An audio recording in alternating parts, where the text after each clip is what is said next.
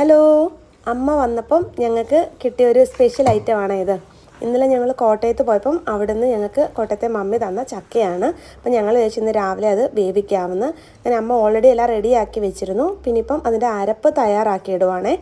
അരപ്പ് തയ്യാറാക്കി പിന്നെ ചക്ക വേവാനുള്ള വെള്ളവും കൂടെ ഒഴിച്ച് കുക്കറിൽ വെച്ച് കുക്ക് ചെയ്തെടുക്കുന്നുണ്ടേ.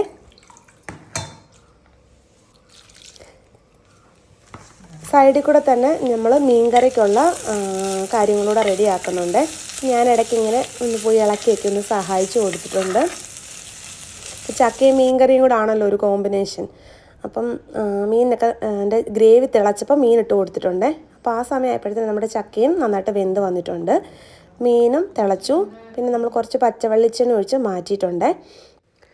റെഡി ആയപ്പോഴേന് അമ്മ എനിക്ക് ചക്കയും മീൻകറിയും കൂടെ തരുന്നുണ്ട്. നല്ല ചൂട് ചക്ക വേവിച്ചതും നമ്മുടെ നല്ല മുളകിട്ട മീൻകറിയും കൂടെ ഒരു പിടി പിടിക്കാം.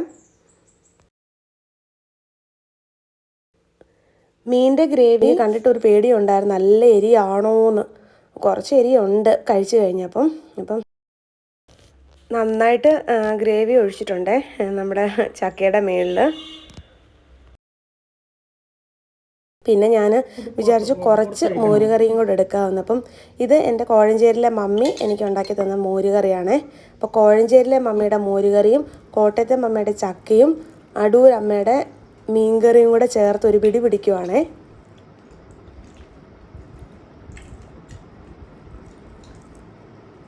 ഒരു മീൻ കഷ്ണമൊക്കെ ഇടയ്ക്ക് വെച്ച് നമുക്കൊരു ബൈറ്റ് എടുക്കാം.